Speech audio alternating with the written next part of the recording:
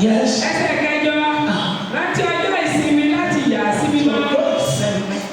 Souviens-toi du jour du sabbat. C'est la Bible qui le dit, c'est pas maman. Faut pas penser que maman est en train de chercher. Dieu a déjà dit là où il y a 2-3 mules et c'est là-bas qu'un sorcier a un problème. Toi qui dis que tu vas bloquer maman dans le ministère de Dieu, tu as échoué. Et des années, elle a acheté terrain, elle a monté, elle a payé briques pour déposer, ils ont ramassé encore les briques. Maintenant, le terrain est devenu comme cheveux de rasta. Elle seule, oh, il y a des gens qui ont déjà construit devant, derrière. Elle qui a payé le terrain premier, c'est elle. Dieu, il a montré sa grandeur souvent aux gens. Faisons attention. Pourquoi on va chercher? Pourquoi on va provoquer Dieu? Si on a déjà sauté la parole de Dieu, on a cherché par là. Il y a d'autres, si tu as prié pour eux, surtout ici à Abidjan, même si on dit que Dieu te bénisse, Dieu dit échec. Maman dit, ils sont pas échec. Toi, tu dis que voilà, toi, tu vas se chrétien. Toi, tu serais fort. Ça va. Parce que les païens, quand ils vont en tout, on va leur ou on va leur. Quand il est béni, c'est vraiment plaisir. Il dit merci. C'est un sweet niveau fond. C'est un biscuit niveau fond. C'est au minimum niveau fond. Est-ce que c'est merci? C'est échec en sol. Il va à l'église, mais il est mort. On le sait, toi, tu as mon petit coup. Alléluia. Alléluia. Alléluia. Yes. Exode 20, verset 1. Alors Dieu prononça toutes ces paroles en disant 2. Je suis l'Éternel ton Dieu qui t'a fait sortir du pays d'Égypte de la maison de servitude. 3. Tu n'auras pas d'autre Dieu devant ma face. 4. Tu ne te feras pas d'image taillée, ni de représentation quelconque des choses qui sont en haut dans les cieux, qui sont en bas sur la terre et qui sont dans les eaux plus bas que la terre. Yes. Exode ológun ẹsẹ̀ ìkíní ọlọ́run sì sọ gbogbo ọ̀rọ̀ wọ̀nyí pé ẹsẹ̀ ìkejì èmi ni olúwa ọlọ́run rẹ tí ó mú ọ jáde láti ilẹ̀ Íjíbítì. Èmi ni Olúwa Ọlọ́run rẹ. C'est moi ton Seigneur, ton Dieu. Ọlọ́run ló sọ bẹ́ẹ̀. C'est Dieu qui l'a dit. Èmi ni Olúwa Ọlọ́run rẹ. C'est moi ton Seigneur, ton Dieu. Qui t'a enlevé sur la terre d'Égypte. Nous tous étions déjà sur la terre d'Égypte avant. Non, tu ne connaissais pas Jésus. Ou bien tu entends mais tu ne sais pas ce qu'il est. Tu es sur la terre d'Égypte. Toi, tu reconnais Jésus. Qui est sur la terre d'Égypte. Pour que tu réussisses. Qui est sur la terre d'Égypte. Tu as fini de connaître Jésus. Et puis c'est toi qui rentres chez le péticheur. C'est toi qui rentres chez le marabout. Maintenant tu te déplaces maintenant pour aller au Nigeria. Tu ne peux pas être en bonne santé. Parce que le docteur qui a créé le docteur, lui qui a créé tous les indigénats de ce monde, c'est lui qui est Jésus-Christ de Nazareth.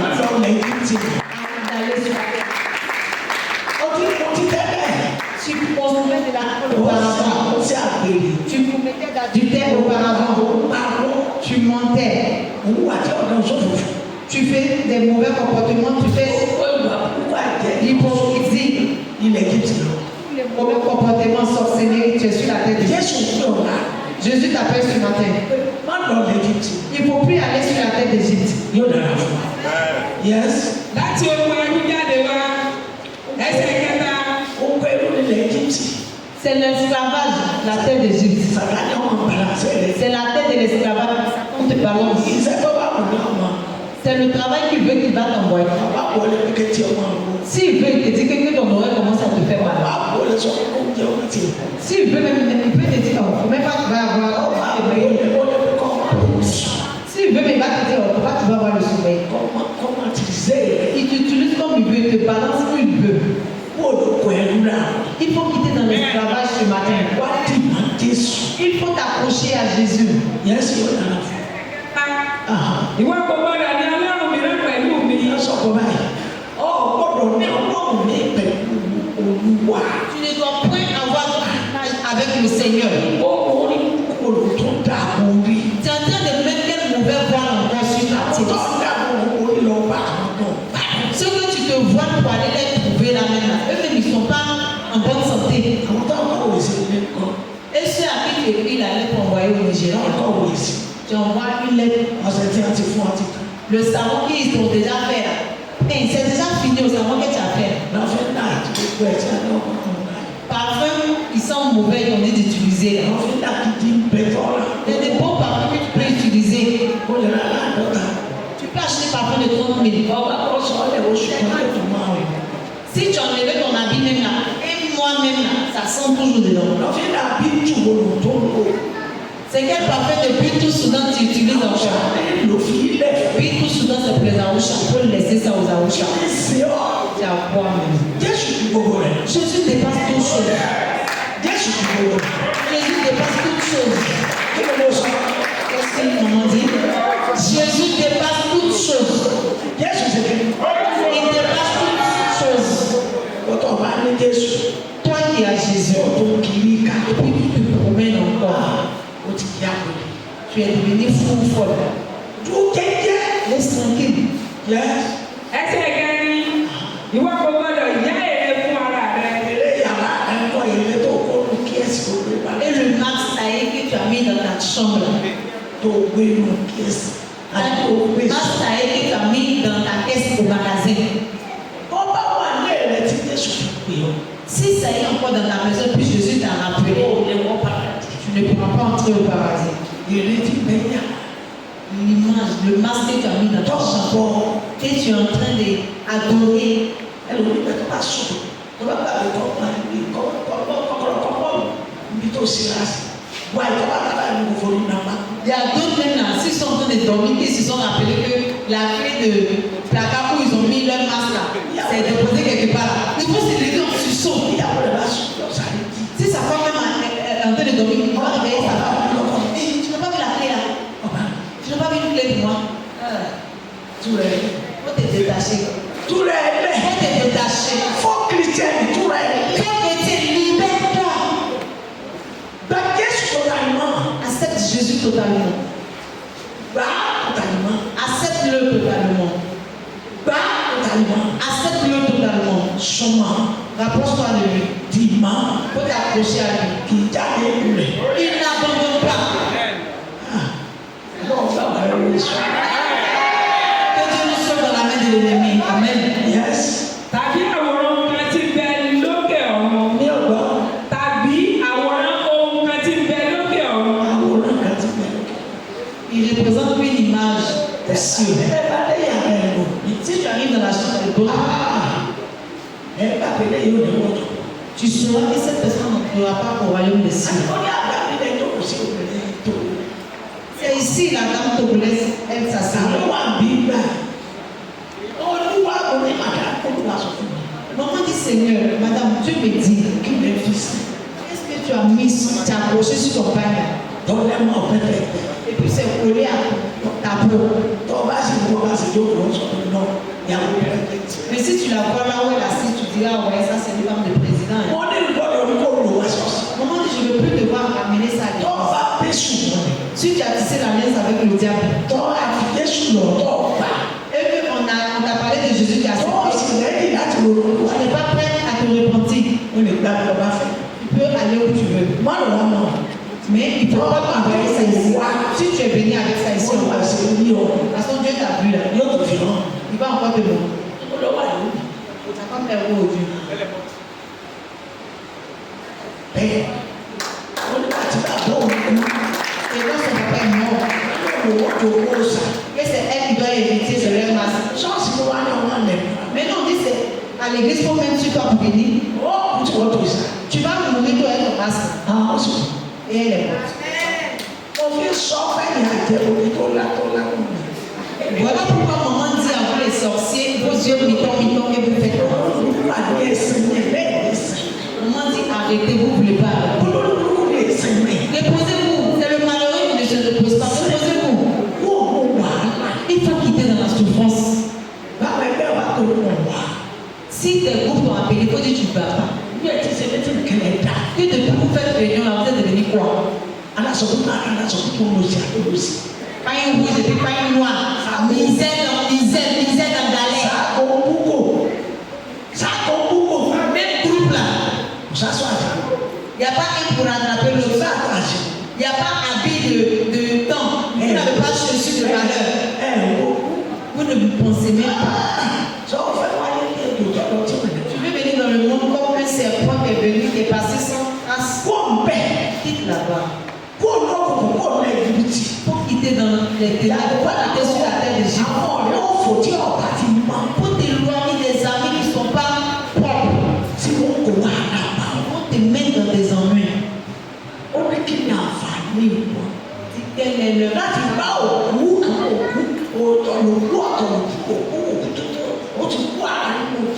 il y a des gens, il y a mort et puis il y a mort. Il y a des gens qui sont déjà morts dans le corps de Jésus.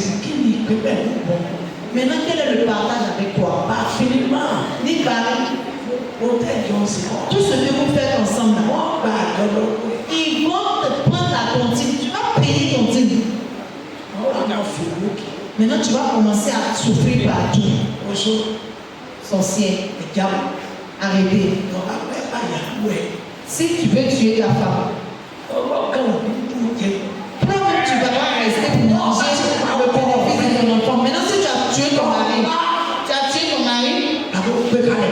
ou bien tu l'as déposé là comme un masque, tu ne seras pas à l'aise, tu ne seras pas en bonne santé. La puissance du règlement de compte. Dieu va faire pour te combattre. Amen. Quel est votre bénéfice dedans? Vous avez quel bénéfice dedans? Quel est votre bénéfice dedans? Quel est votre cause dedans? Tu as pris ta femme pour prendre grade. Ou bien tu as pris ta femme pour prendre galon. Vous avez pris pour faire toi-même est gâté, ta vie est gâtée, le nom de ton enfant est gâté. Nous allons vérifier tes péchés à la frontière.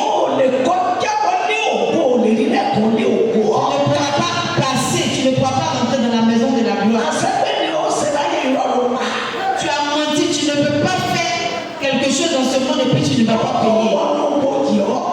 Avant de rentrer dans sa tombe, il va confesser le nombre de personnes que tu as enchaînées, le nombre de moutons que tu as enchaînés. Tu vas vraiment avoir la grande honte de ta vie. Il est mieux de te repentir dès le matin. Pour te repentir ce matin. La colère de Dieu va se lever contre toi. La colère de Dieu va se lever contre toi. Tàbí tí ó kan ti bẹ ní ìsàlẹ̀ ilẹ̀. Tàbí tí ó kan ti bẹ nínú omi ní ìsàlẹ̀ ilẹ̀. Ou quelque chose qui est sous la terre ou sous l'eau. Ça ne t'appartient pas, il faut le laisser. Quand il faut t'approcher à Dieu, c'est là. Pour quitter derrière les mauvais amis. S'ils sont au Nigeria, qui derrière eux? S'ils sont parmi des rivales, qui derrière eux? Dis-leur que Jésus m'a déjà sauvé. Jésus dit de ne plus faire cela. Ils ne pourront pas te tuer. Mais si tu as eu peur d'eux, et puis vous continuez à manger ensemble, à boire ensemble, à faire du mal ensemble. Vous faites le mal ensemble. Vous devenez des abeilles. Abeilles de Dieu va te punir à mort. Il faut te converser ce matin. Il faut arrêter. Papa. 5. Tu ne te prosterneras point devant elle et tu ne serviras pas point. Car moi, l'Éternel ton Dieu, je suis un Dieu jaloux, qui punit l'iniquité des pères sur les enfants jusqu'à la 3e et la 4e génération de ceux qui me haïssent. 6. Et qui fait miséricorde jusqu'en 1000 générations à ceux qui m'aiment et qui gardent mes commandements. 7. Tu ne prendras point le nom de l'Éternel ton Dieu en vain, car l'Éternel ne laissera point impuni celui qui prendra son nom en vain. Ẹsẹ̀ karùn-ún. Ìwọ kò gbọdọ̀ tẹ orí ara rẹ bá fún wa. Wọ́n sọ pé wọ́n bá ti jí báyìí. Toi qui quand tu te réveilles, Wọ́n kọ́kọ́ lọ bí kọ́ mọ́ ọ̀gbà sùn. tu vas d'abord aller vers le placard. Àwọn ọlọ́kọ̀ kò ní báyìí. C'est eux, tu vas aller te prosterner devant eux d'abord. Ọ̀gá òkú tó fọ́ lẹ́yìn tó fi. Le Dieu de la gloire qui t'a donné la respiration que tu arrives à respirer, tu n'as pas son temps. Ó forí balẹ̀ fún ọlọ́run pé tó lẹ́nu tí ò lè sọ. Tu vas aller maintenant te prosterner devant ce qui a bouche qui ne peut pas Bẹ́ẹ̀ parler. non, má ṣe bẹ́ẹ̀. Arrête, ne fais plus cela. Má ṣe bẹ́ẹ̀. Ne fais plus ça. Ọlọ́run rí o. Dieu te voit. Ó rí àrà rẹ̀. Il voit ta chambre. Ó rí kọ́ mọ́ Il voit ton placard. Ó lé rẹ̀ kò sí àṣírí kan. Toute ta maison, il n'y a rien qui est caché devant Dieu. Lọ́wọ́ náà. Adieu. Jáwọ́ láàárọ̀. Il faut arrêter ce matin. Máa jó ṣọ́ọ̀ṣì. Tu danses à l'église.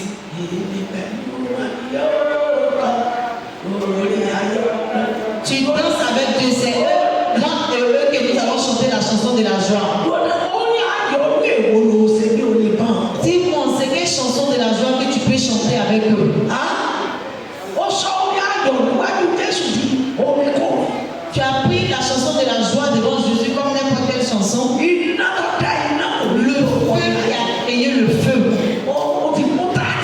Tu as déjà pris 0 devant le Satan. Tu n'as pas pris numéro 1. Et puis tu dis c'est toi qui vas chanter la chanson de la gloire avec les anges. Après tu as dit c'est moi. Si la couronne reste au royaume des cieux, c'est moi qui vais la porter. C'est quelle couronne tu vas prendre? Attends, tu prends la couronne de Jésus pour quel genre de couronne? Tu penses que c'est la couronne du roi de ce monde? Ou bien tu penses que c'est le mauvais couronne que vous portez dans vos confréries là? C'est quel genre de couronne? Lâche du ciel seulement. Lâche du ciel seulement. Il a juste tendu la main. Et puis, il est tombé. Attends, tu prends ça pourquoi? Vous prenez Dieu pour qui?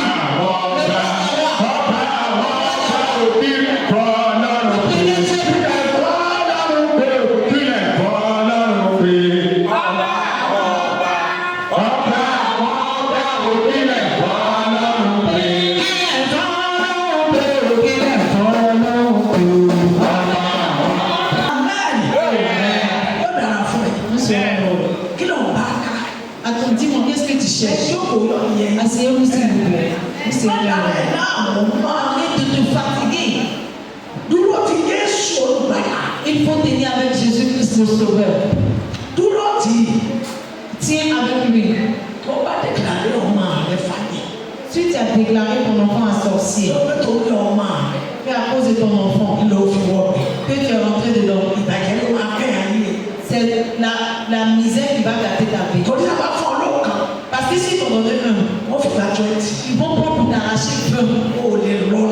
Tu ne peux pas t'en sortir sans payer leur crédit.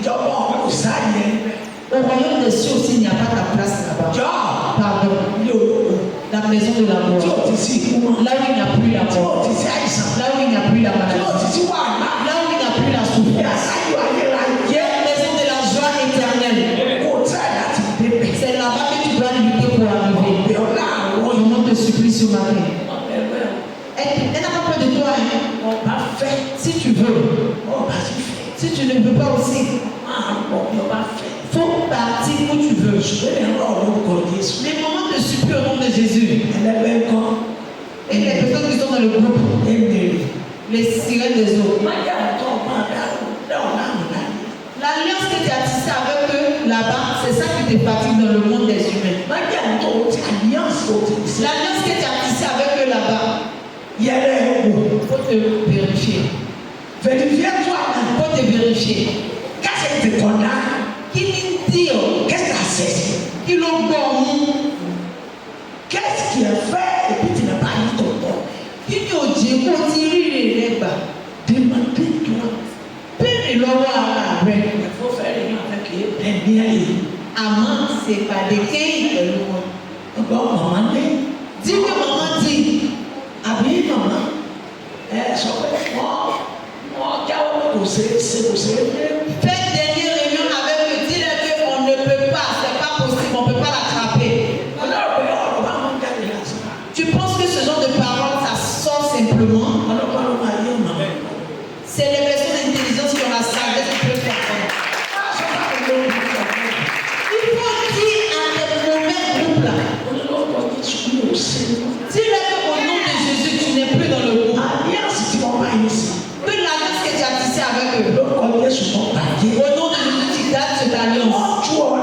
On t'est détaché. Et puis tu vas recevoir le bonheur. Tu ne vas pas passer dans ce monde en vain. Tu ne viendras pas dans ce monde en vain. Pourquoi tu t'es enchaîné comme Dieu ne t'a pas enchaîné, c'est toi-même qui t'es enchaîné. Maintenant là où tu t'es enchaîné, toi-même il faut aller te détacher. Il ne faut plus les protéger. Il faut les honner. Tu vas voir la solution. Ça te plaît, tu as fermé la porte.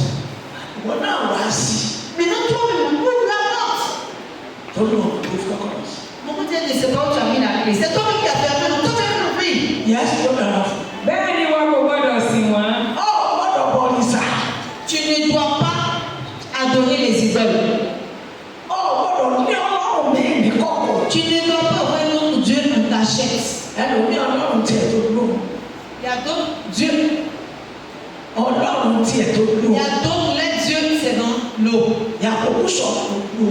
C'est dans le sommeil. Il y a d'autres, les dieux, c'est dans le sommeil.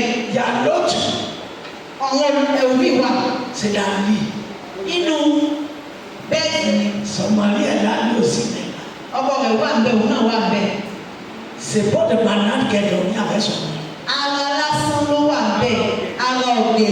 Il y a beaucoup qui a déclaré ici. Je voulais mettre la main dessus.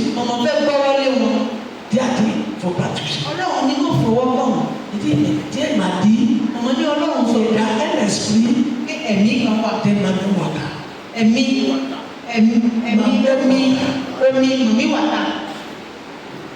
On est père.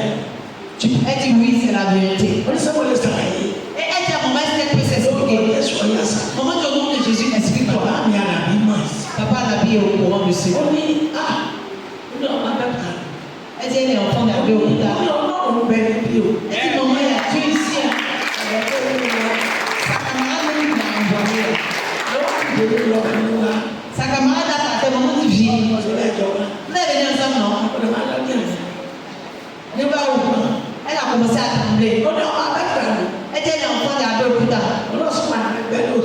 Que vraiment elle est dans le groupe. Elle dit son mari. Que quand elle s'en va à la réunion, que tout c'est dans le sommeil.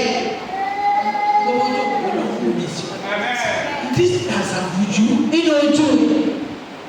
Dans son corps, Il m'a arrêté. les pots de banane est devenu lui-même. Il faut regarder. Il m'a dit au gaga. Et puis, Sur les bêtes. dès qu'il Il va va faire son mari comme ça. on est tout en bas là. On va pouvoir y encore le jour. Il dit, quand lui fait ça, On va dire c'est bien. il fait ça, On va dire c'est bien. et puis il fait comme ça. Yo tu vas dans ta Et scie. pourquoi tu fais ça? Maman yo tu vas bien dans ta scie. Non, son petit tout au fil. Elle dit ça veut dire que jusqu'à ce qu'elle revienne. Oh, on l'a dit. Pourquoi il va se réveiller? Et c'est comme ça. On a dit, puis on va ça. Il a dit qu'elle ne va pas enfanter dans le monde des vivants. On va t'attirer au bout. Elle dit qu'elle est déjà enfant de 37 ans. On est au bout, on a ça. Elle dit qu'elle va faire seulement 40 ans sur la terre des vivants. Que sa propre mère ne sait pas. Son père ne sait pas.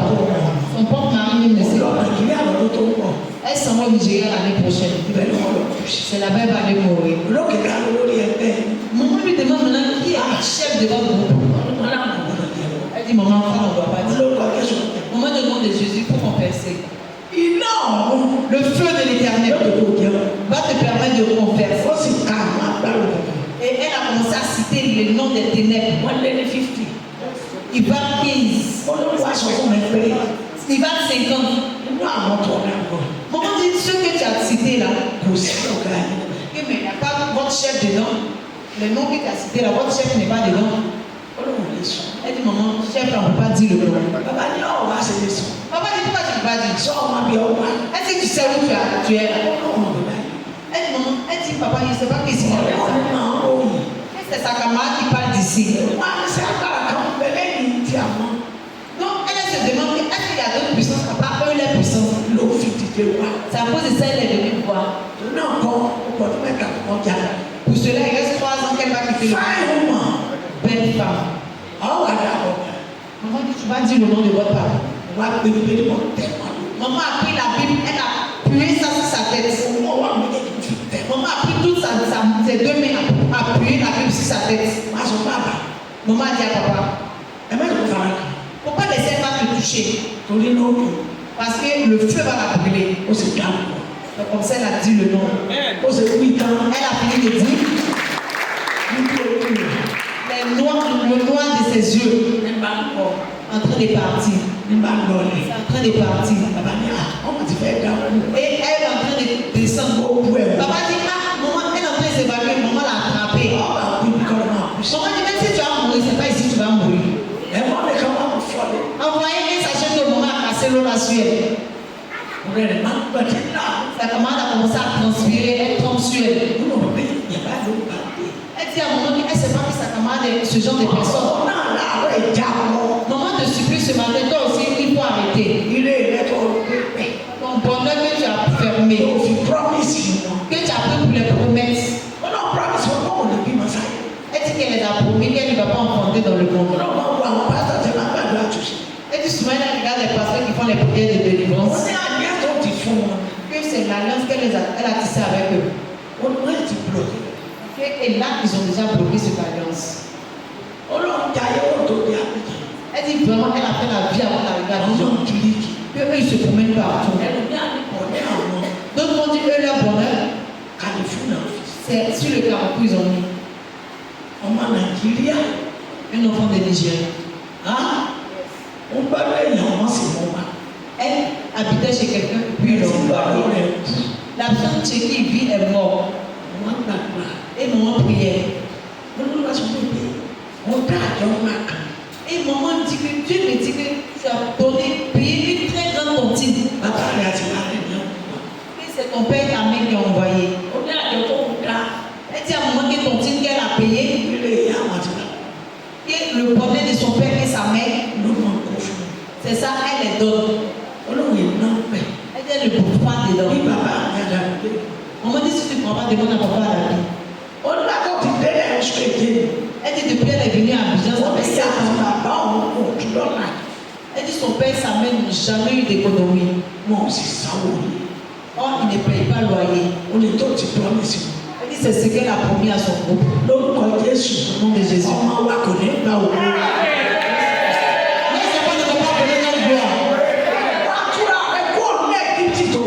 Toi-même, faut te détacher dans la terre d'Égypte que tu es. La clé de ton ouverture est dans toi-même t'aimer. Il faut te détacher pour que tu puisses t'en sortir.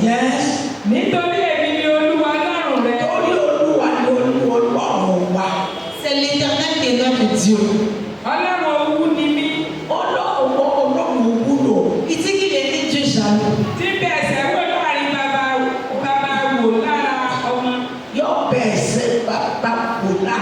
Il a visité le péché de l'enfant, le péché du père sur l'enfant.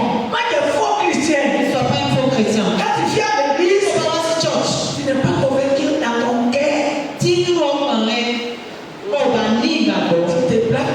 On t'en arrête. On voit ça, il est là. C'est des choses. Nous utiliser ça devient. On aussi le lait. Tout les est détaché. Libéré tout. Ou arrêter. Yes. Láti ìrandíran kẹta. Láti ìrandíran kẹta. Àti ẹ̀sẹ̀ ìdínú àwọn tí ó de la troisième àti kékeré. jusqu'à la àti quatrième. ẹ̀kẹrin nínú àwọn tó kórìíra mi. Wọ́n kò tó kó dìrà. Yes. Sọ wọ́n lẹ́dí la. Est-ce que tu es prêt ce matin? Tẹ́yà bá dé ara rẹ̀. Si tu t'es enchaîné toi-même, Ọlọ́run ó lè túṣọ́ mi tú ọ. Dieu peut te décharner, mais il ne va pas le faire. Torí tó o sì ọ̀dà. Parce que ce que tu as fait n'est pas bon. Ẹ pé o lè dá. Tu vas dire que ça ne sera pas bon. Ọlọ́run ẹ̀dá àwọn ibi ìgbàgbé tù. Vous dites qu'il ne répond pas. Dieu ne répond pas là où tu es en train de blaguer. Wọ́n ló sọ̀rọ̀ náà. C'est toi qui t'es enchaîné. Ọlọ́run wà tù. Et puis tu dis Dieu n'a pas été détaché. Fùtẹ́sì. Arrêtez pas. Diẹ nà bá la kù sá. Ọlọ́run ò sí náà pé Mẹ sẹ yẹ kẹ́ kàkà ṣe. àwọn téèyàn bá dé. Diẹ pẹ̀lẹ́ bi dé. Ọlọ́run sì tán láti tọ̀ sílẹ̀. Ìbẹ̀rẹ̀ tó a nà. Wọ́n gbọ́dọ̀ túra rẹ̀ sílẹ̀ láàárọ̀. Wọ́n ti ká bu àti kìtà dé pẹ̀. Tó lè bá àgbẹ̀ tó fẹ́ gbà. Yẹ́s. ẹsẹ̀ kẹfà èmi á sì máa fi àánú hàn ẹgbẹẹgbẹ̀rún àwọn tí ó fẹ́ mi. Sọ̀rọ̀ lọ́wọ́ fi àánú. Lọ́wọ́ yẹ lómi àwọn asọ̀ọ̀sì. Il va prendre miséricorde. Tu verras qu'il y a d'autres qui viennent à l'église Ló sì bọ̀ rẹ̀.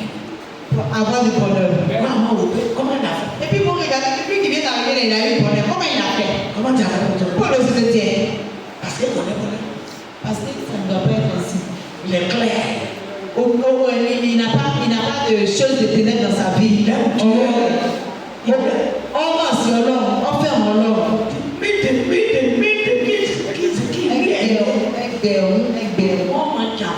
Il faut manger cette grâce.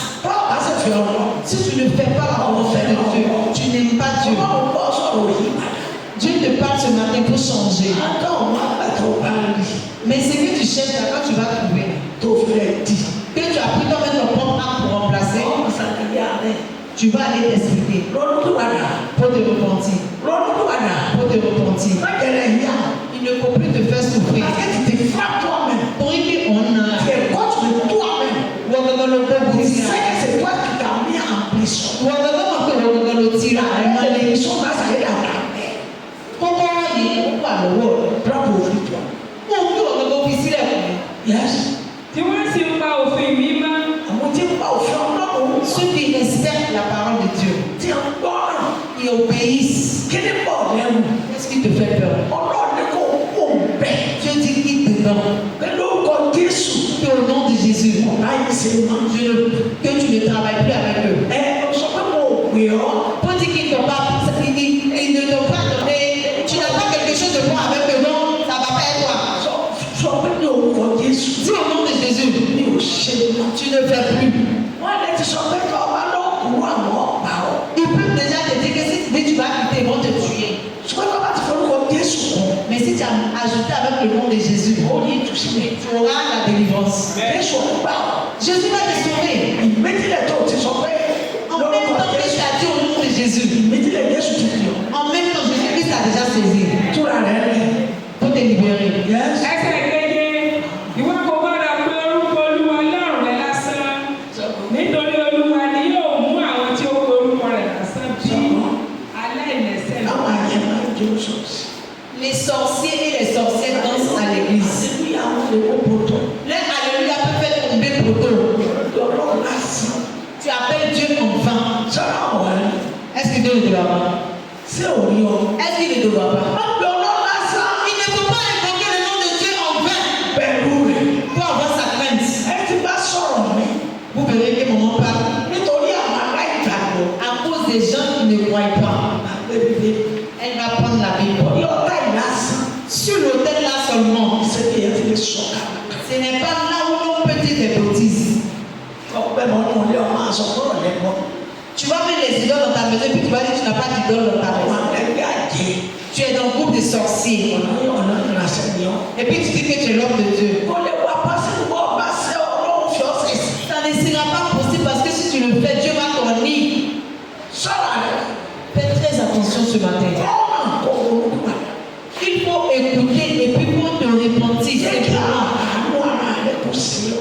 Comme il faut avoir pitié de toi-même. Ronú. Pour te repentir. Ronú. Réfléchis. Olúwa. Ó tọ́mọ̀ rẹ̀. Cette parole-là, c'est vrai, hein? Àfi kí n sọ pé kò sí máa lọ. Que tu dois déclarer là-bas que tu ne fais plus. Mo bá sí ẹ̀kọ́ rẹ̀. Et puis maintenant, tu ouvres la porte. Kí lè wá wọn. Et le bonheur rentre. Mo bá sí lọ́wọ́ wà bẹ́ẹ̀. Mais si tu dis que tu es encore là-bas, Dieu ne pourra pas ouvrir les portes. Dieu ne va pas t'ouvrir les portes. Dieu il ne combat pas à tort. Tu ne peux pas donner du tort à Dieu. À cause de toi, Dieu ne peut pas avoir tort. À toi de te libérer.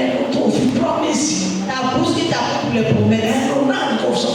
C'est cette même bouche t'a pour prendre pour aller dire que tu me fais. Jésus va te sauver. Yes, Papa. 8. Souviens-toi du jour du repos pour le sanctifier. 9. Tu travailleras 6 jours et tu feras tout ton ouvrage. 10. Mais le 7e jour est le jour du repos de l'Éternel, ton Dieu. Tu ne feras aucun ouvrage, ni toi, ni ton fils, ni ta fille, ni ton serviteur, ni ta servante, ni ton bétail, ni l'étranger qui est dans tes portes. 11. Car en 6 jours, l'Éternel a fait les cieux, la terre et la mer, et ce qui est contenu. Et il s'est reposé le 7e jour. C'est pourquoi l'Éternel a béni le jour du repos et l'a sanctifié. Et aujourd'hui, dimanche, au nom de Jésus-Christ. Amen. Yes.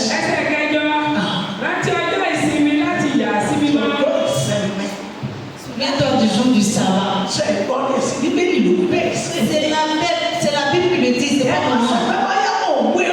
Faut pas penser que maman est en train de chercher. Dieu a déjà dit là où il y a 2-3 nuits, les deux. C'est là-bas qu'un sorcier a un problème. Toi qui dis que tu vas bloquer maman dans le ministère de Dieu, tu as échoué. Maman, elle n'a pas ton temps.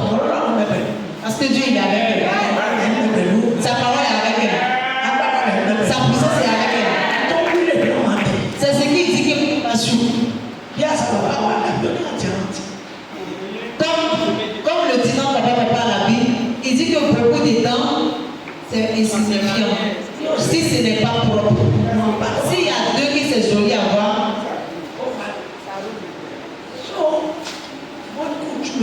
à toi de te libérer. Yes.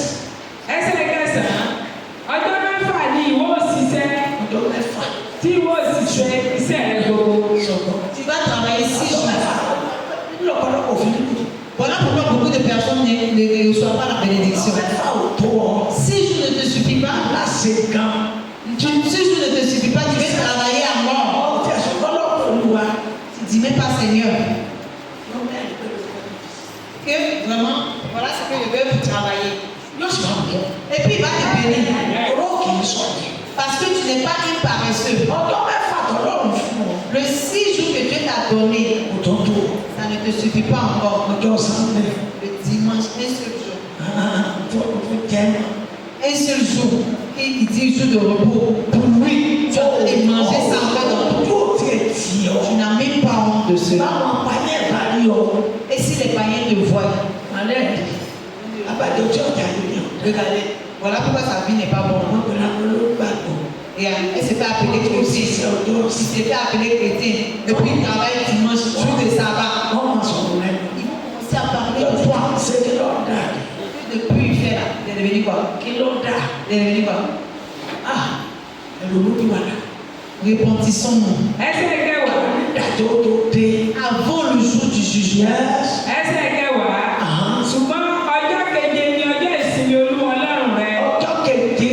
Mais le 7e jour, c'est le jour de repos. Toi aussi, il faut te reposer. Si tu quittes à l'église, prépare une très bonne nourriture. Mange bien et puis va dormir. Le jour de dimanche, jour de respect. Maman nous a dit qu'elle a mangé le dimanche. Elle a travaillé dimanche. Est-ce que nous sommes bouchés qu'elle nous disait? Elle a fini. 21 ans.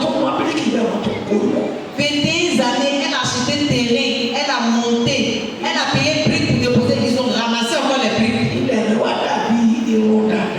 Maintenant, le terrain est devenu comme cheveux de rasta. Elle seule. Oh, il y a des gens qui ont déjà construit devant, derrière. kọ́kọ́ rà lẹ̀. Elle qui a payé le terrain premier, c'est elle. Ọlọ́run máa fi àjùlọ hàn yàn. Dieu, il aime montrer sa grandeur souvent aux gens. Ẹ fura. Chrétiens, faisons attention. Ẹ má wá ìmọ̀. Pourquoi on va chercher? Ẹ má tọ̀. Pourquoi on va provoquer Dieu? Bọ́lá ti dá ọ̀rọ̀ rẹ̀ kọjá. Si on a déjà sauté la parole de Dieu, Mo ti tọ́ ìjà. on a cherché par là. On dán wò. Nous sommes en train de le Kí ni tenter. yóò ṣe? Il peut faire quoi? Ẹ wá gbogbo abala ìdá mẹ́wàá. Maintenant, regardez le grand Nadim. Màá di ẹrù òróró ìgbín ẹja. Màá dẹ̀bà lógún màá sì rà nígbà. Maman va charger une poisson. Elle va charger pour partir, arriver là-bas. Ce qu'elle veut faire avec, elle va pas faire. Elle va les partager. Ọ̀sẹ̀ bẹ́ẹ̀ ni fi oríṣiríṣi. Les savons bien chic. Elle va commencer à partager. Ọmọ mi sùn fẹ́ẹ́ kí ọ̀gá rẹ̀ ti sè. Il y a un jeune chauffeur. Èjì lórí Adébẹ́yà.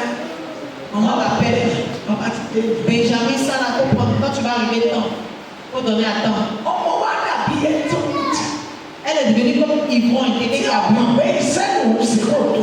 qui ne sait pas que tout ce qu'elle est en train de gaspiller là, c'est le travail qu'elle a fait avant de réunir ça. Àlọ́ náà yìí fọ́. Elle va aussi donner à ce genre. Wọ́n máa ń pẹ́ mi. Et puis, il faut commencer à partager. Owó bá tán. Maintenant, quand l'argent va finir maintenant, Ìgbà ẹ̀rọ wà ní tó ń gbà. elle va à l'aéroport, elle prend son avion, elle rentre à Paris. Àlọ́ òkú ọdún àtọ̀. 21 années dans ça. Àti mo bá wà. Maintenant, le joueur s'est répandu. Tí ọ̀rọ̀ Ọlọ́run kọ sí. Où la parole de Dieu l'a touché. Ọlọ́run sì wà ní. Dieu a construit sa maison pour elle. Construit sa maison pour elle. Tí ọjọ́ orí wa ò tọ́ ìṣẹ́nu má jẹ́ wọ́n kó bá. Le travail du jour du Seigneur, il ne faut pas avoir de mettre dans les problèmes. Après mi ní ìgbà kò yẹ kó. Pour venir à l'église, même après-midi, tu n'as pas besoin même de retourner là-bas. Ọjọ́ òní ọjọ́ olúwa. Il dit le dimanche, c'est lui son jour. Yes, my dear. nínú rẹ̀ ìwọ kò gbọ́dọ̀ ṣiṣẹ́ kíṣẹ́ kan. Ṣiṣẹ́. Tu ne dois pas faire un travail. ìwọ àti ọmọkùnrin Ìwọ àtọ́mọ rẹ ọkùnrin. Toi et ton fils, àti ọmọ rẹ obìnrin Àti ọmọ ta fille, ọmọ ọ̀dọ̀ rẹ ọkùnrin ton serviteur, àti ọmọ ọ̀dọ̀ rẹ obìnrin ta servante, àti ọmọ ọ̀sìn rẹ tes bétails, l'étranger qui est tó wà ọ̀. dans tes portes. Èyí tẹ́ ẹ máa fọ ọmọ yín sí ọmọ ọkọ. Nous qui confions nos enfants au Ẹ service. máa olúwa rẹ ti dáhùn. Si nous ne nous répétissons pas, nous avons eu des problèmes. Wọ́n bẹ̀rẹ̀ lọ́wọ́ ẹ̀. Dieu va demander Bọ́ọ̀lù ti ti dáná ti tó. comment tu as fait le talent que je t'ai remis. Ìwọ ń wá ṣọ́ọ̀ṣì. Quand tu viens à l'église, Ọmọ rẹ bẹ̀rẹ̀ ọjà. ton enfant est au marché. Ó yẹ ti burú. Tu vois ça, c'est comment ça va pas. Wọ́n fẹsẹ̀ bọ́ wọ̀nyí lọ́wọ́ nìyà. C'est possible que l'enfant même ne réussisse pas. Sọ́wọ́ lọ́wọ́ àná. C'est l'argent que tu allais chercher. Ló fi lọ́ fọ́mọ́ sọ̀fà. À cause de ça, tu allais faire souffrir l'enfant. Ọmọ àlọ́ ọ̀rọ̀ ọlọ́run. Ton enfant ne connaît pas la parole de Dieu. Ọ̀sá ọgbọ́ kúkú òjò. Tu as entendu le tonnerre gronder. Odò mẹ́rin. Tu as versé les Ó máa lè fẹ́ les ailes. kọ́mọ yẹn lọ́wọ́ sùn. Ça se peut être possible que l'enfant ne réussisse pas. Ce n'est pas malédiction. Ọba gbọ́dọ̀ lọ́wọ́ gbọ́dọ̀ yí padà. Si tu écoutes la parole de Dieu, tu dois changer. Ó ní ọmọ rẹ. Ton enfant, Àtọmọ ọ̀dọ̀ rẹ. ton serviteur, ta servante, Òun wá ní o. même ton étranger venir en sa Lọ́jọ́ maison. ìsẹ́.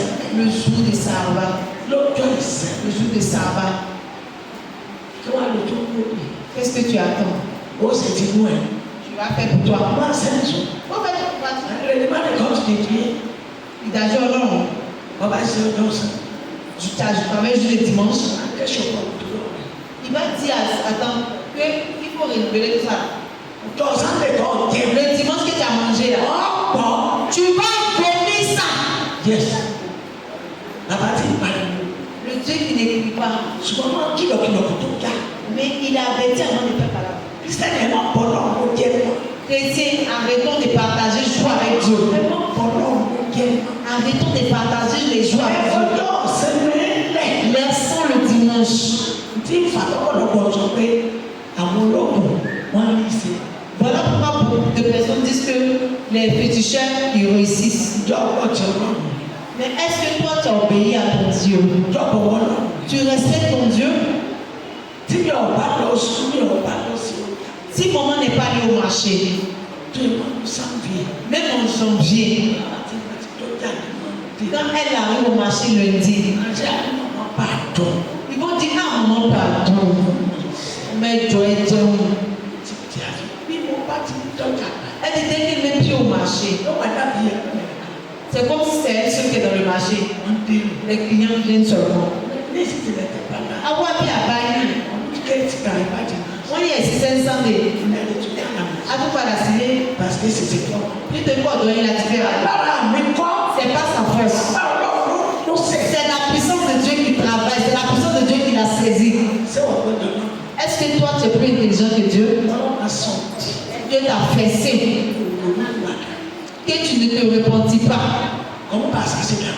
Pour ne plus faire du gâchis dans ta vie. àti dà àti ọ̀pọ̀ ìjìyà. Parce qu'il est en train de faire échec et puis beaucoup de souffrance. ẹ gbọ́dọ̀. Soyons obéissants. èso ní bọ́ ọ̀pọ̀ owó.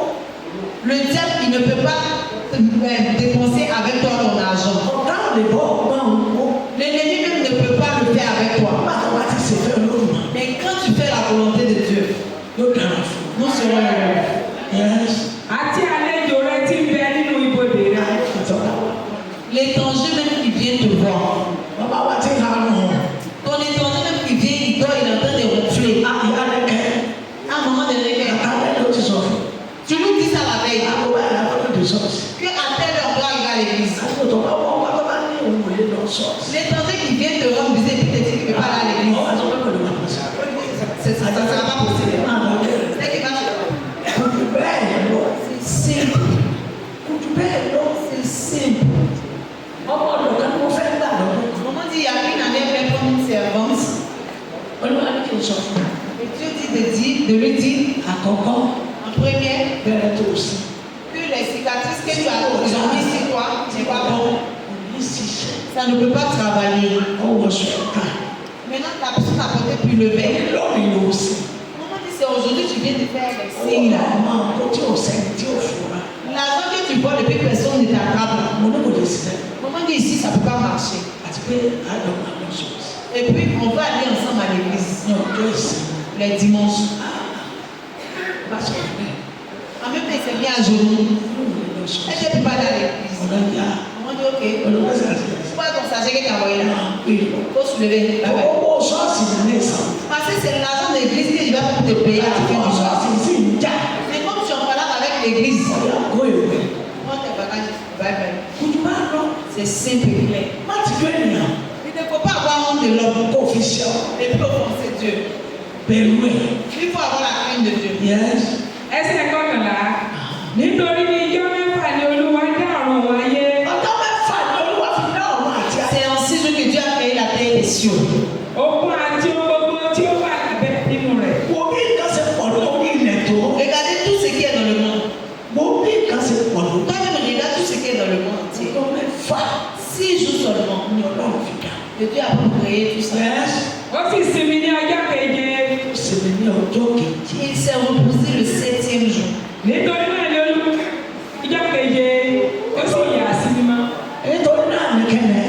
nítorí náà ni olúwa ṣe gùn sí ọjọ́ keje. orí náà ló wá fi bùkún ọjọ́ kejì. Voilà pourquoi Dieu a béni le 7e jour. ó sì yà sí mímọ́. ó sì yà sí. Et il a sanctifié. gbọ́dọ̀ rẹ̀spẹ̀tì ààrẹ. Toi-même, respecte-toi. bọ́ọ̀ ní pàyà ṣẹlẹ̀ máa ó dùn mí lọ. Comment un païen peut gagner de l'argent que toi? mo ò bí dá. Il n'a pas de cœur. wọ́n ṣàgùnà ọ̀pọ̀ wọn. Ils ont essayé de faire des choses, ça n'a pas pris maman. Au nom de Jésus, ça ne va pas m'apprendre. èyí tó ti kú là. Ceux qui sont déjà morts sont déjà morts. wọ́n lé aka. Il y a d'autres qui ont lancé flèche. àmọ́ ìyá ìjọba. C'est gros comme ça. ó kọjá lọ lẹ́gbẹ̀ẹ́. C'est passé à côté. ó ti kọjá lẹ́gbẹ̀ẹ́ ọmọ. Et c'est passé encore à côté de l'enfant de maman. ìdúró làwọn àdáhàbí àṣọ. Ils étaient arrêtés, ils étaient en train d'enlever à pied en àwọn haut. àtàrẹ́ wọn pẹ́ sàtìkẹ́ ìbímọ sá. Maintenant, les Ivoiriens qui étaient là à la demande, qui ont des piments ça là? kí á dà sí sá. Talon les attend. wọ́n bá mú kó bẹ́ẹ̀. Maman dit envoyez paix. mo sì wí.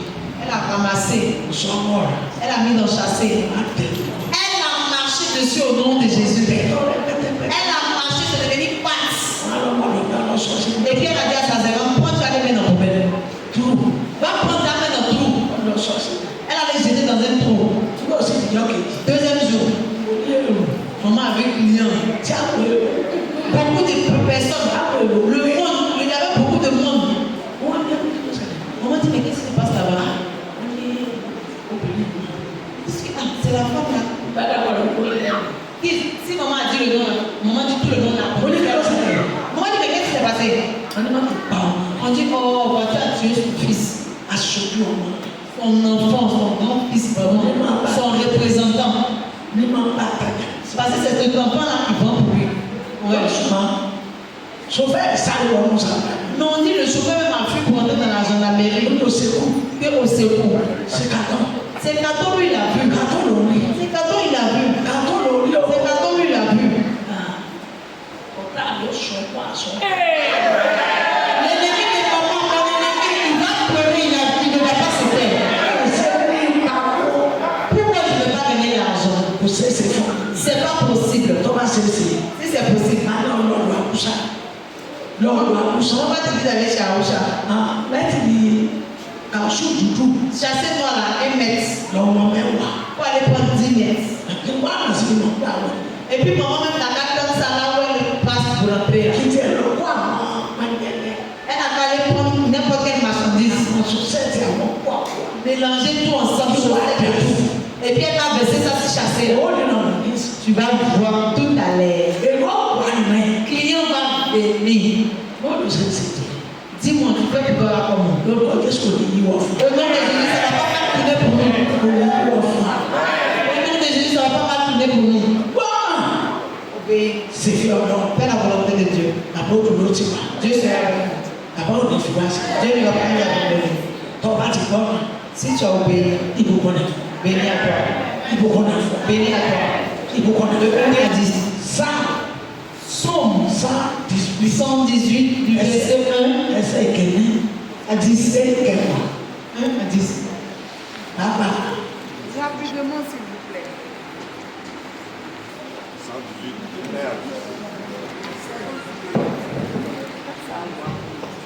Psaume 118, de 1 à 10.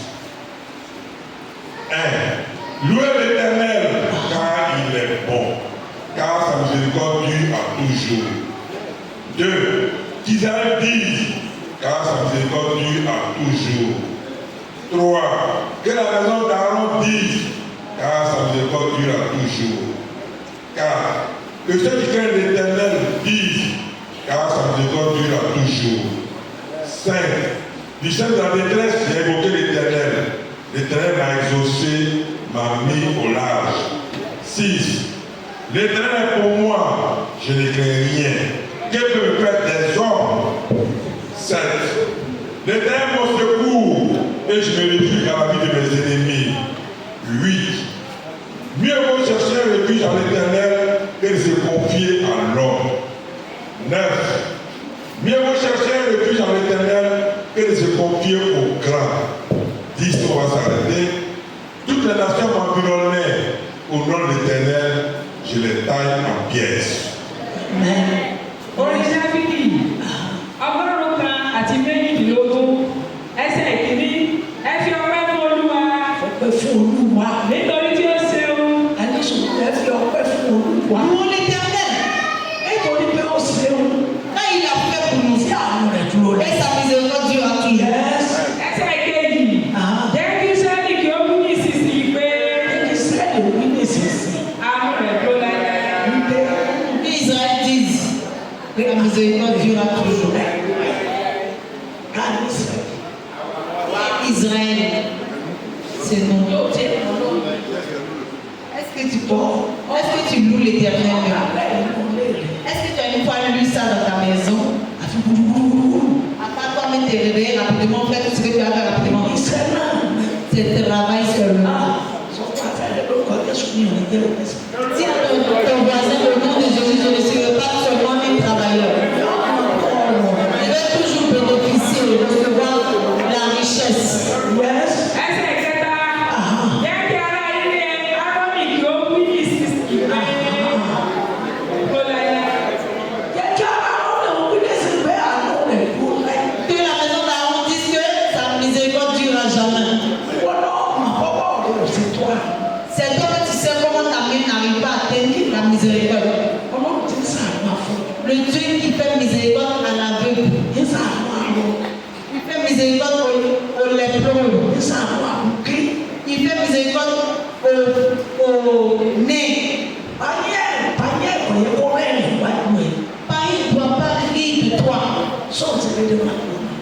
fais correctement devant Dieu? Est-ce Est-ce que tu as la crainte de Dieu? que Est-ce que l'amour de Dieu est en toi? Hein? yes. Ẹsẹ̀ kẹrin, jẹ́ kí àwọn tí ó bẹ̀rù Olúwa kí ó wí ní ìsinsìnyí pé àánú rẹ̀ tó dára. Àwọn tó bẹ̀rẹ̀ ló kú wa. Ceux qui craignent l'Éternel. Ẹlòmí bẹ̀rẹ̀ bá gbàdúrà. Il y a d'autres qui tu as prié pour eux. Tu l'as bìyẹn. Surtout ici à Abidjan. Kékeré tètè. Même si on dit que Dieu te bénisse, Àní ẹ̀sìn. Dieu dit échec. Àní ọ̀dí pàṣà. Maman dit ils sont pas échec. Ọ̀dí kékeré tètè. Tó bá ti di pé bọ́lá òun kò. Tìdí tiẹ̀ kìrìtìẹ̀. Tó bá ti fún kìrìtẹ́nì. Ọ̀dí kékeré tètè. Tó bá ti sọ bẹ́ẹ̀ fún ọ. Tìdí àmì. Sọ bá mi. Ìṣẹ̀lẹ̀ sọ. Mo gbà á. Pàṣẹ lè pa yẹn. Torí náà wọn tún wọn mọ́ lọ́rùn. Bá tiẹ̀. Wọn mọ́ lọ́rùn. Láti lè pè ní. Tí ẹ bá wá pílẹ̀sì wọn. Ìdí nẹ̀sì. Lónìí ẹ ṣe. Tètè lọ ní pọ̀npọ̀n. Ṣé sweet ni mo fọ̀? Ẹ̀sìn tètè lọ ní bisikì. Ṣé bisikíìtì ni mo fọ̀? Tètè lọ nílò àbúrò. Ṣé omi mímu ni mo fọ̀ ni? Est-ce que c'est merci en fait?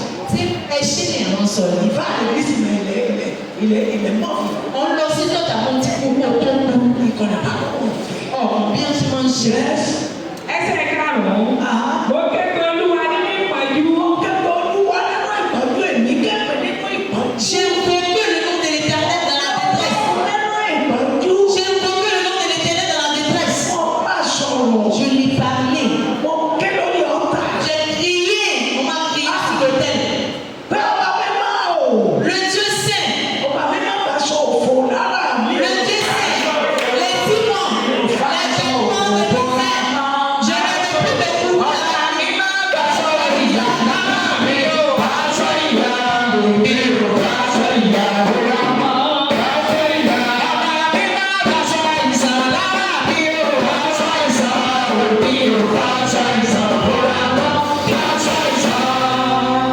Amen. Ah.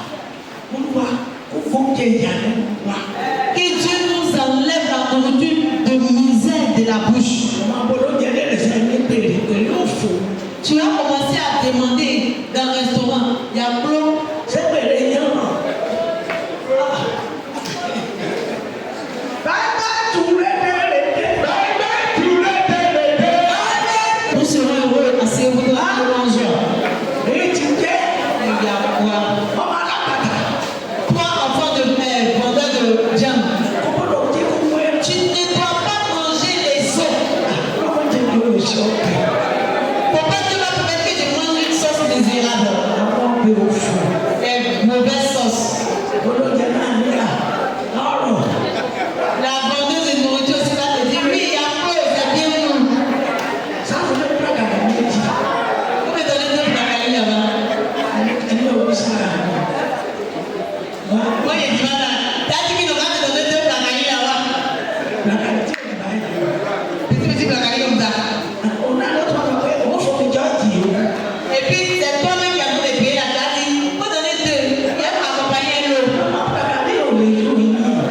Maintenant, la vendeuse te dit, Frédéric, ça ne va pas te suffire. Sọ́ọ̀bù mi sí i.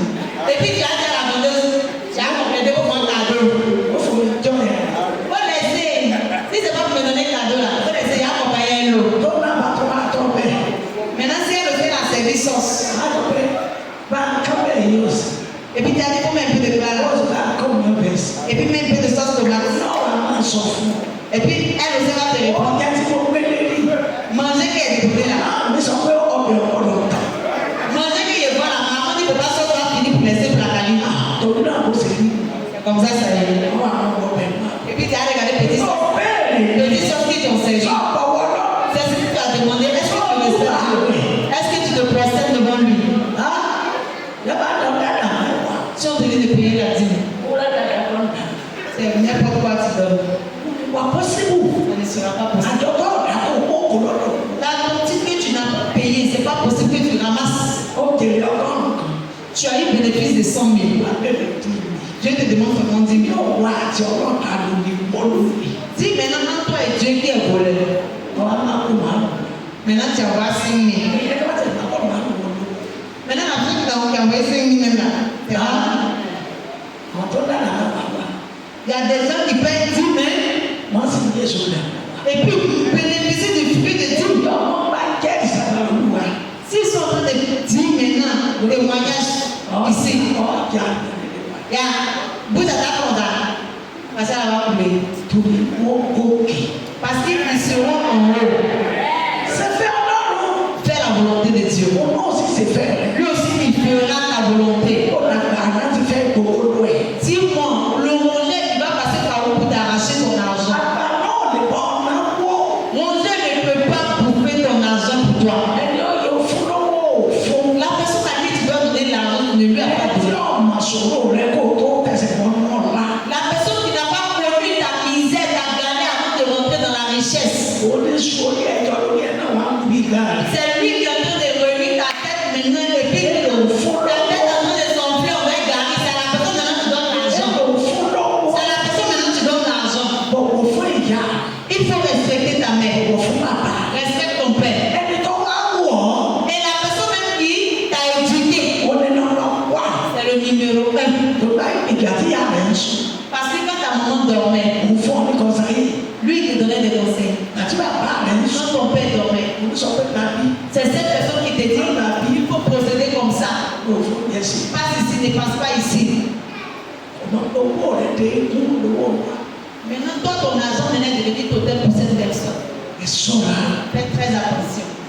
Ẹ ṣọ́ra. Fais très attention. Ẹ ṣọ́ra. Fais très attention. Kristẹni yẹrẹ o. Chrétien, vérifie-toi. Àníṣe ìmọ̀tọ̀. Òsì bá bọ́ ọmọ náà. Maman dit il n'y a pas son l'homme. Tí ìwà rẹ̀ bẹ̀tẹ̀ ọ̀rọ̀ tó kó bí dá. Elle est au marché, puis quelqu'un va gagner l'argent, mais elle. Mon confiance. Elle a confiance. Mon confiance. Elle a confiance. Lọ́kà tí mo ní kí wọ́n wá ká lọ sí ilé mímọ́ Olúwa. Maman dit il y a un jour, elle a demandé qu'on envoie des chaises dans la maison de Dieu. Àga tí pásítọ̀ fi jókòó. La chaise que le pasteur même prend pour s'asseoir là. Maman dit non. Ọlọ́run àrùn. Elle allait acheter nouveau. Mo wá fi títí sí kọ́nù. Bien tisser les fauteuils. Bàzẹ́ kó lọ sí fún sọ. Et elle a dit à quelqu'un, tiens, va mettre ça dans l'église. Ó ní tẹ́wọ́n ní ta ló kò fún. Et si on te demande qui t'a donné d'envoyer, Olúwa ló mọ̀. on dit c'est Dieu qui connaît cette personne. Àṣọ́kọ̀ ní àbómi. Si on dit c'est un homme ou si c'est une femme, Owó tó yẹ ọ́ sí Olúwa. l'argent que tu dois dépenser dans la maison de Dieu, Yọ ìyàwó ní Olúwa.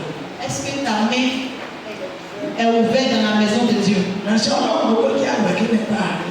L'homme de Dieu a jeûné 40 jours. Quelle est ta participation? Wọ́n bí ìránṣẹ́ ọlọ́run dá ìránṣẹ́ òní náà kọ́ mọ́ gbàdúrà fún un. Est-ce que l'homme de Dieu a à cœur de ne pas prier pour fidèle? Tí wọ́n bá bá rí mi mọ́ tí kò ló wà ní òun sí ọ. Si toi-même tu vois maman dans la nuit, là où elle s'assoit pour prier, toi-même tu auras Àwọn pitié. àsìláàmù Les musulmans, ó jẹ ní tẹ́wọ́ fún àyìnbó. la nourriture qu'ils vont te donner à Lọ mọ́sáàsì. va aller à la mosquée, tu vas voir. Dọ́bẹ̀rẹ̀ tó kó wọn kì í tó lẹ́kọ̀ọ́. Et quand ça commence avant 10 jours avant, Àgbọ̀dọ̀ àsìláàmù òwúrọ̀. paquet de sacs de riz, Àwọn pàṣẹ tó kú rẹ̀. beaucoup d'huile avec les Wọ́n bá fi basiques, sàmúra nìyàn. les chics basiques. Toi qui manges là, Ọlọ́run tu bá es voleur. Oh my God. L'homme de Dieu est en train de t'enseigner sur toi, mais tu ne connais pas la valeur. Tu es sorcier, tu es méchant, tu es voleur ou voleuse. Ọba wa tó wọ lọ. Maintenant, si ça plaît encore à Dieu, Ìjọba àwa tó sọ fún Ọlọ́run. l'homme de Dieu va encore dire à Dieu, Olúwa, Seigneur, bàbá, Père, ní o pàṣẹ. je te commande pas, Mo bẹ̀bẹ̀. je te supplie, Ní òní, aujourd'hui, ìlọ́po en multiple, tó wá. de ce que cette personne a envoyé. C'est pas à moi la donner, mais il faut lui retourner. Má sì ní bá mi àtọ́rọ yẹn. Maman dit, il ne faut pas mal l'écouter. Elle n'est pas en train de Ṣùgbọ́n dire. kó lè tẹ̀síwájú. Mais c'est pour que tu avances. Kí àwọn ìbéèrè èèyàn má máa jọba lórí ẹ̀. Pour ne pas que les gens, les mauvaises personnes commencent à régner sur ta vie. Wọ́n má máa jọba lórí ẹ̀. Pour ne pas qu'ils règnent sur ta vie. Wọ́n má máa jáde rẹ̀. Il ne faut pas qu'ils vont avoir raison de toi. Wọ́n wá láwọn àwọn ìránṣẹ́ rẹ̀. Le Dieu de ses prophètes. Bàbá kí ló fẹ́ kí n bá àwọn ìránṣẹ́. Père, tu veux que je ne fasse pas pour ta servante. C'est léyìí tí kì í tọ́jú ìránṣẹ́. Telle personne qui ne s'occupe pas de son Dieu, de l'homme de Dieu. Wọ́n máa gba ojú mi lọ. Et puis il va gagner l'argent que moi. Náà mi ò gbà. Seigneur, je n'accepte pas. Ó jẹ́ tó tọ́ sọ́mọ. La nourriture que Ìfájá. l'enfant va manger, on ne doit pas donner au chien.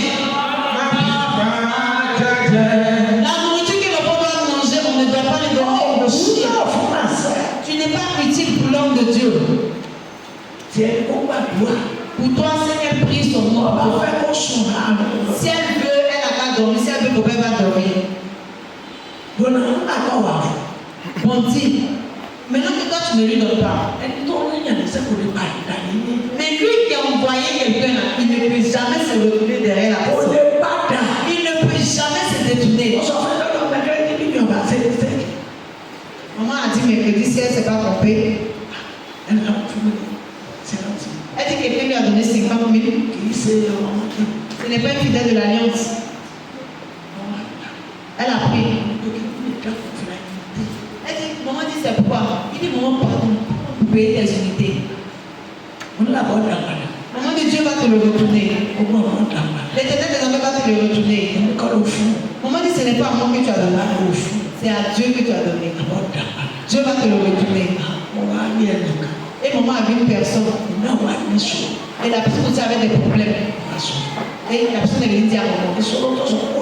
Le problème que cette personne dit qu'il a, c'est au Nigeria. Maman dit automatiquement. Elle a transféré les 50 000. En même temps, elle dit ça n'a même pas fait 10 minutes. Maman a reçu 100 000.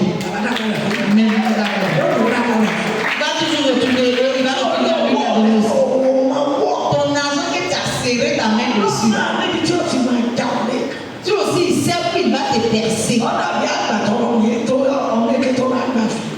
C'est comme un enfant qui manque de respect à une grande personne. C'est un enfant aussi qui va me manquer de respect aussi. L'homme de Dieu prie pour toi, mais tu ne connais pas ton droit. Si ce n'est pas pour te promener, on a parlé des gens. L'ami des musulmans, pas des musulmans. C'est là-bas que tu t'en vas. Est-ce que c'est eux qui ont prié pour toi? Tu es en train de bouffer l'argent de Papatoya. Si tu l'as appelé, qui t'a pas répondu, il faut te demander toi. Répondissons, nous serons heureux.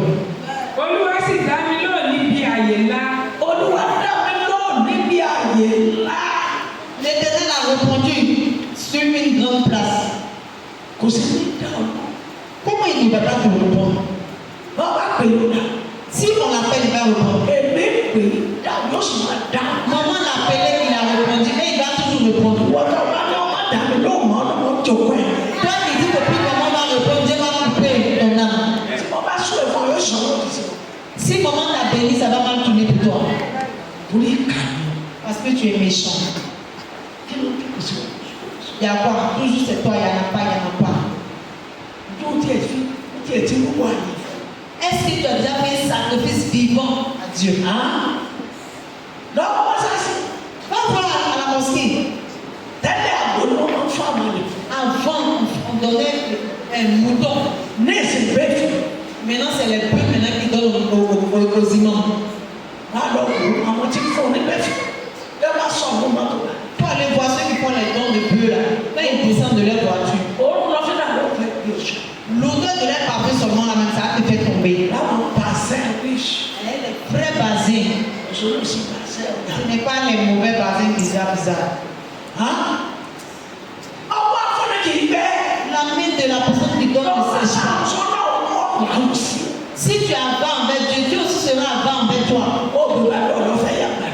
Tu n'as pas sémé maïs, tu dis tu veux récolter maïs. Tu n'as pas sémé igname, la fête arrive, tu dis tu vas m'enlever.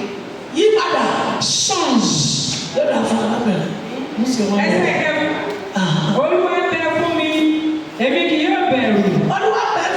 L'Éternel est là pour nous. Que peuvent me faire les hommes? Ne permets pas que ton voisin te manque de respect. Ne permets pas qu'on te mette dans des problèmes. Il faut faire le travail avec ton Dieu. Toi, tu es en train d'être avare de penser pour Dieu. Toi, il faut laisser. Et tu verras que c'est bon. Il faut donner à Dieu. Il va te le retourner. Tu verras s'il va te le retourner ou pas. Toi, il faut le faire. Dieu, il est là. Sa miséricorde est à jamais. est là. Et sa miséricorde est à jamais. C'est faut pas dire, c'est ça tu ne vas pas voir. Maman dit si elle dit, Dieu sait déjà ce que son cœur désire. Il le fera pour elle. Amen. Yes. Kéde Olúwa bẹ fún mi pẹ̀lú ràn mí lọ́wọ́. Mi ò gbọ́ dáadáa. Olúwa bẹ fún mi pẹ̀lú àwọn tó ràn mí lọ́wọ́. Olúwa bẹ fún mi pẹ̀lú àwọn tó ràn mí lọ́wọ́. Nítorí náà ni èmi ṣe rí ìfẹ́ mi lórí àwọn tí ó kórìíra mi. Nítorí náà ni èmi ṣe rí ìfẹ́ mi lára àwọn tó kórìíra mi.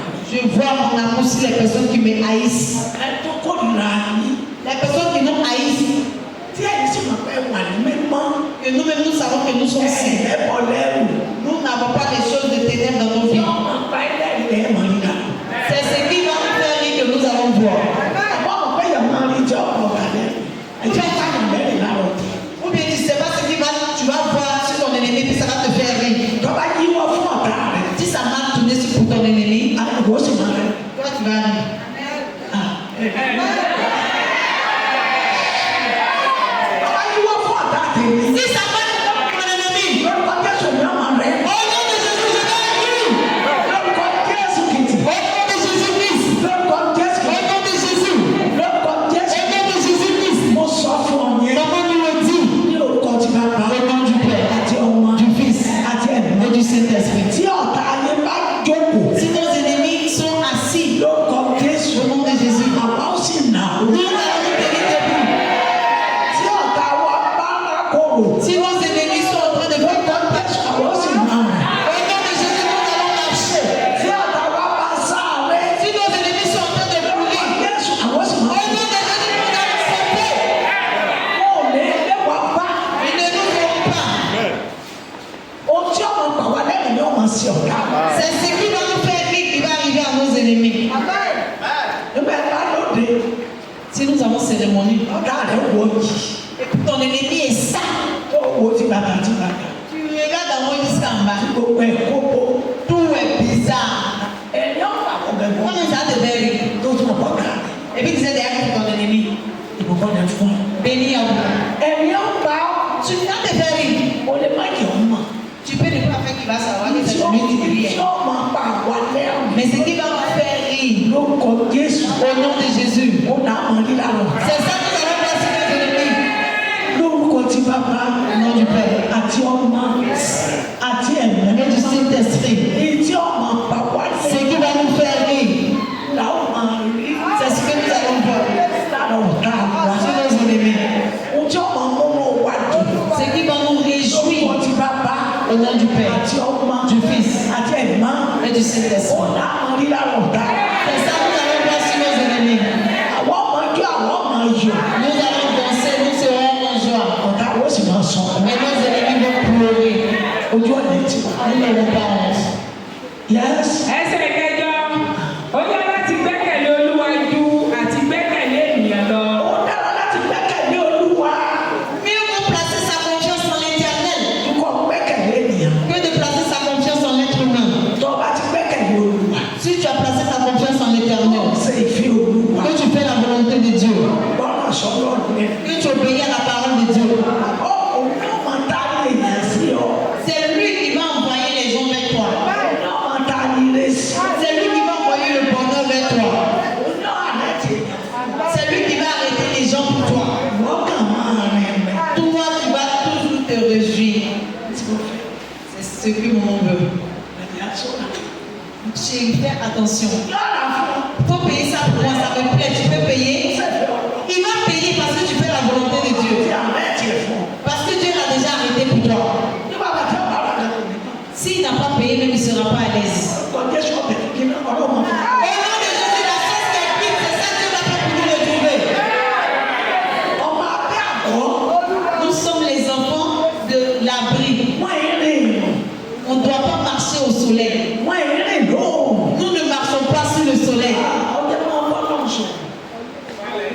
Wọ́n jẹ dààmú. Pour parler à Dieu, Seigneur, que je ne souffre pas. Ọjà tó ń lọ tó ń pa. Le marché que tu vas, puis tu ne gagnes pas de l'argent. Wọ́n sọ padà. C'est que tu n'es pas l'enfant de sous l'abri. Ọba jẹ́ ọba abíà. Si tu es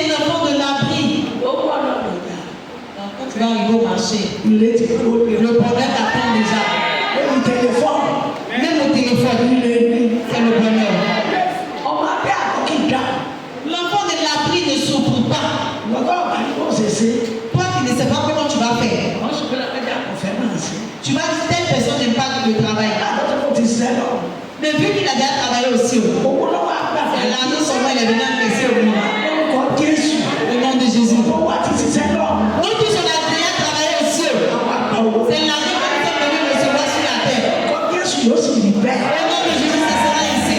Au nom de Jésus, ça sera ici. Au nom de Jésus, ça sera ici.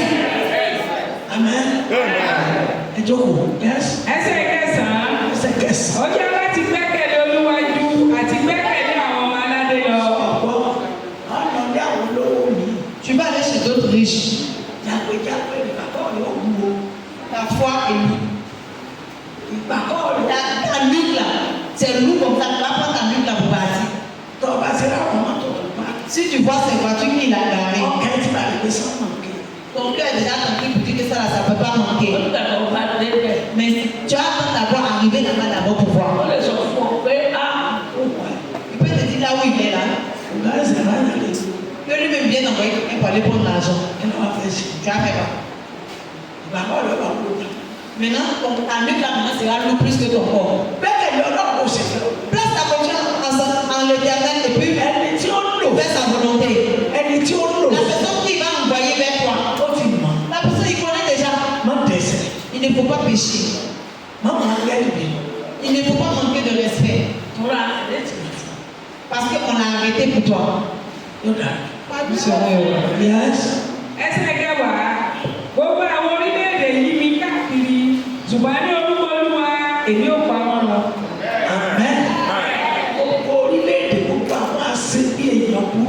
Sur toutes les nations, les mauvaises personnes qui nous entourent.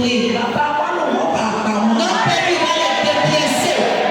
Il va les détruire. Il va les détruire. Ceux qui se mettent à 2, 3 à cause de nous.